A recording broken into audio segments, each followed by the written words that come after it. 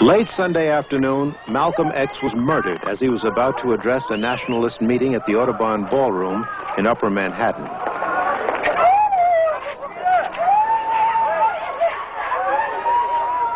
Moments later, Malcolm's followers seized one of the gunmen as he tried to escape the scene. Intervening policemen engaged in a brutal tug-of-war to keep the man from being torn to shreds.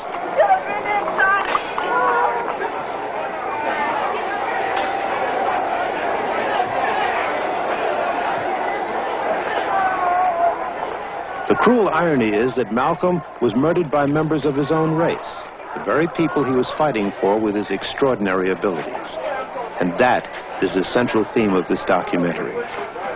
The telling of this tragedy oft resembles a biblical story or a Shakespearean drama, laden with all the passions that flesh is heir to: love and hate, loyalty and jealousy, unselfishness and greed, morality and debauchery.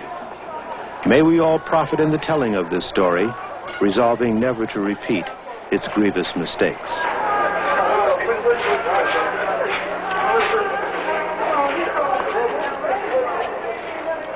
A superb intellect with exceptional analytical ability, gifted as a powerful speaker, and blessed with a quality that few others have: incorruptibility.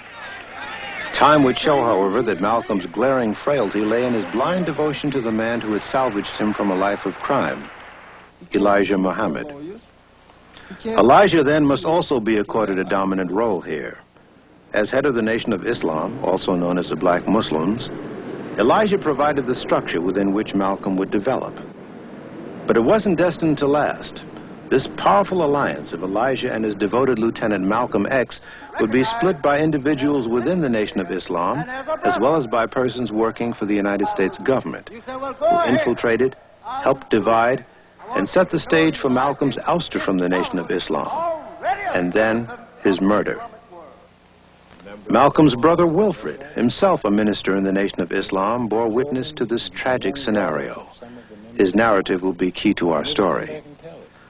Percy Sutton, former Manhattan Borough President, currently chairman of the Inner City Broadcasting Corporation, was a friend and personal attorney of Malcolm's. Mr. Sutton is one of the few who stood by Malcolm when the going got rough. 6 nights before he was assassinated, an exhausted Malcolm spoke to his followers. His house in Queens had just been bombed. He had been eluding his would-be assassins for the past year. He had been traveling overseas. He had been traveling down south. He was trying to get his 2 organizations moving, and at the same time, he gave as many interviews as possible, making as many speeches as he could, telling as many as would listen about the complexity of elements that would take his life. As many of you know, Sunday morning about 3 o'clock, somebody threw some bombs inside my house. Normally, I wouldn't get excited over a few bombs, but the ones who threw these not only aimed them in rooms where there was no one, but aimed them in rooms where 3 of my daughters sleep. One daughter 6, one daughter 4, and one daughter 2. I heard on the news today that Joseph, a brother that I found in the garbage can in Detroit in 1952, well, that's where I found him, made the statement that I had bombed my own house. Now, you see, this doesn't surprise me, because I know that since many of us left the Muslim movement, its intelligence and its morals have gone bankrupt. Both its intelligence and its morals have gone bankrupt. And now they are using the same tactic that's used by the Ku Klux Klan. When the Klan bombs your church, they say you did it. When they bomb the synagogue, they say the Jews bombed their own synagogue. This is the Klan tactic. And tonight, I'll tell you why the black Muslim movement is now adopting the same tactics against black people as has been up to now the exclusive method of the Ku Klux Klan. I want to point out, too, that I'm not talking about Muslims just to make white people happy, because I don't believe in letting anyone use me against somebody else. I'm telling you these things because it has reached a point where I feel that black people in this country need to know what's going on. And I'm talking about an organization which I had a hand in building, which I had a hand in organizing. He'd go throughout the country, he'd go into a city, he'd find somebody who'd be willing to have it in their home. They'd go out and scout up some people and bring them to their home, and he would talk to them in their home. And then he would tell them to go out and bring some people, and they'd go out and bring some more, and he would talk to them. And they would start from that, and from that they'd grow until they reached a point where they had to have a building where they could meet. And how many cities did he do this in? Oh, there's no way of knowing. All over the country, north and south. He'd be on the road sometimes, just day after day after day, just going across the country to cities that he thought had a population of our people that might be willing to listen, and starting. As intelligent as the white man is, or has been in the past, if he knew the intensity of the dissatisfaction and impatience that is building up in the minds of the masses of these black people, you wouldn't see him running around here calling Mr. Muhammad a hate teacher. He would look upon Mr. Muhammad as an alarm clock that's doing him a favor, waking him up out of his sleep before it's too late. He insisted on honesty and in doing the job if you're going to be on it. He didn't require anything of them that he wasn't doing himself. And his act was a hard act to follow.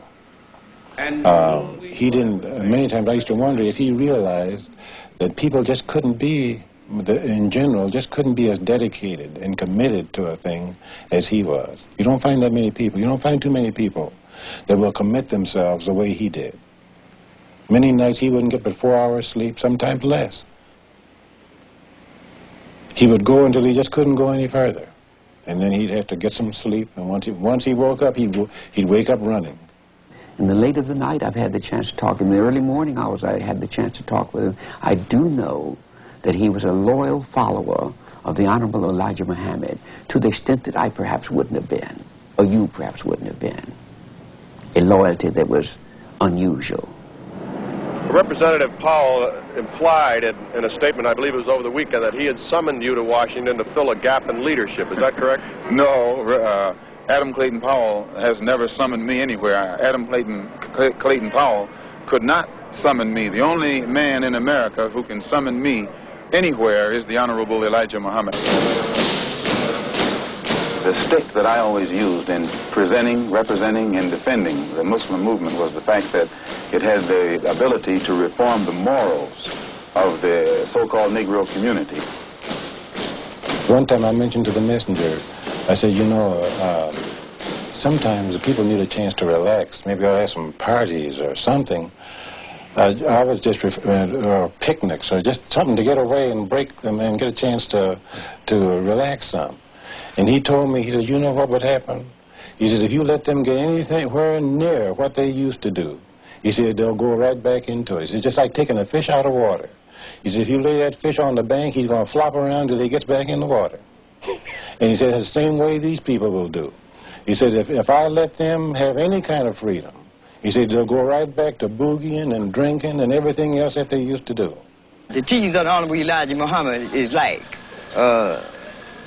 nothing I have ever taken. It's a medicine. Right. You see, that's right. It's a medicine that has cured me of all my ills. Yes, because I was a sick man. That's right. And when I embraced the teachings of the Honorable Elijah Muhammad, these teachings cured me of these ills. Right. I'm a well man now. Right. And I feel good. That's right. As long as you stay with the doctor, you continue to Yes, sir. Yes, right. sir. The so-called American Negro have to be completely re-educated.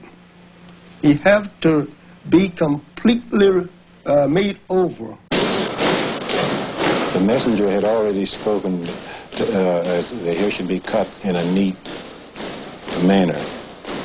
But Malcolm began to really emphasize the fact that it should be short. He said this showed that you didn't have a lot of vanity. Started Muhammad Speaks newspaper. And there was a time when I could write this entire paper myself with no office whatsoever other than a room in my basement. The messenger himself said many times, publicly, that Malcolm had made him a very wealthy man, and this was true.